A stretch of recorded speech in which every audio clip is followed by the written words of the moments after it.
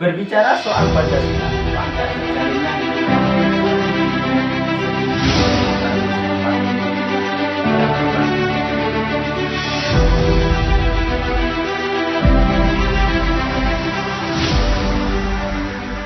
Assalamualaikum warahmatullahi wabarakatuh. Kembali lagi bersama saya di Kamar Edukasi. Kali ini kita akan membahas dan membedah tentang pengamalan Pancasila dalam kehidupan sehari. Berbicara soal Pancasila, Pancasila ini adalah salah satu hal wajib yang harus dipahami oleh seluruh rakyat Indonesia. Selain sebagai ideologi negara, Pancasila ini juga sebagai landasan dan dasar hukum yang berlaku di Indonesia.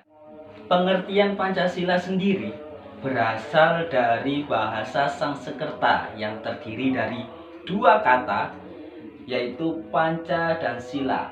Panca itu yang berarti 5 dan sila berarti dasar. Jadi dapat diartikan Pancasila adalah 5 dasar atau landasan. Kemudian Pancasila ini pertama kali disahkan dan dibacakan oleh Insinyur Soekarno pada tanggal 1 Juni 1945. Selanjutnya, pada butir-butir pengamalan Pancasila, pada butir pertama yang berlambangkan bintang dan berbunyi ketuhanan yang Maha Esa, berarti kita diharuskan bertakwa kepada Tuhan yang Maha Esa menurut agama dan kepercayaan masing-masing. Kita diwajibkan untuk saling menghormati atau toleransi antar umat beragama ini, agar terjalinnya hidup yang rukun dan bisa melaksanakan ibadah menurut kepercayaan masing-masing. Kemudian kita juga dilarang untuk memaksa. Kemudian dalam pengamalan sehari-hari, kita ambil contoh agama Islam. Kita bisa melakukan sholat, puasa, berdoa, dan juga melaksanakan ibadah-ibadah lainnya yang sudah ditentukan oleh ajaran agama Islam. Selanjutnya pada butir kedua yang berbunyi kemanusiaan yang adil dan beradab dan berlambangkan rantai ini, kita diharuskan untuk saling peduli kepada sesama, suka menolong, tenggang rasa, dan juga mencintai kebenaran.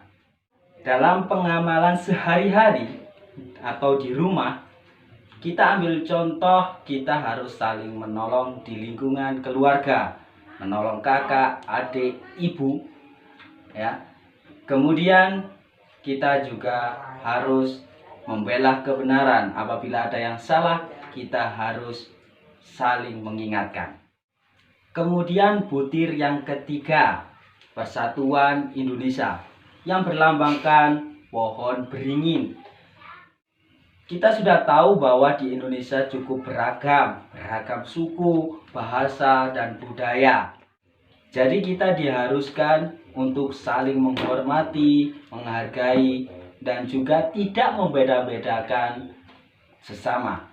Dan kita juga dilarang untuk melakukan tindakan sara atau mencela orang lain.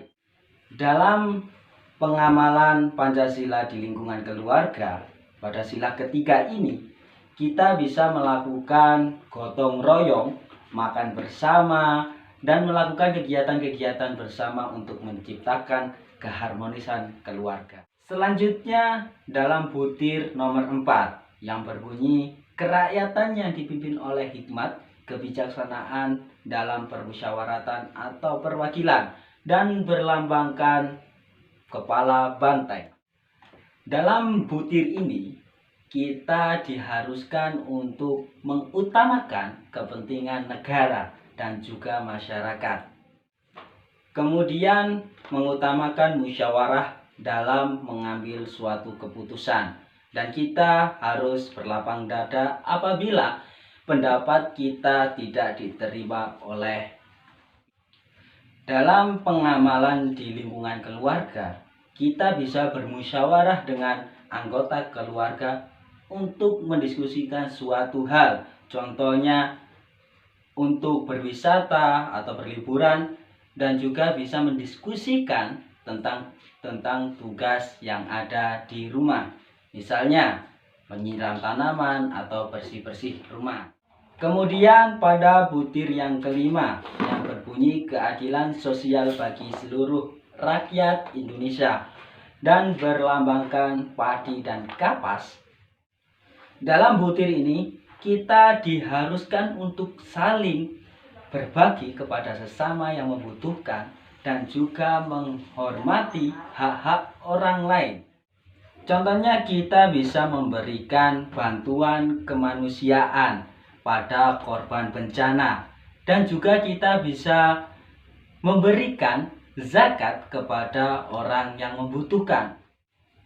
Kita dilarang keras untuk melakukan pemerasan kepada orang lain dan juga melakukan hal-hal yang dapat merugikan masyarakat.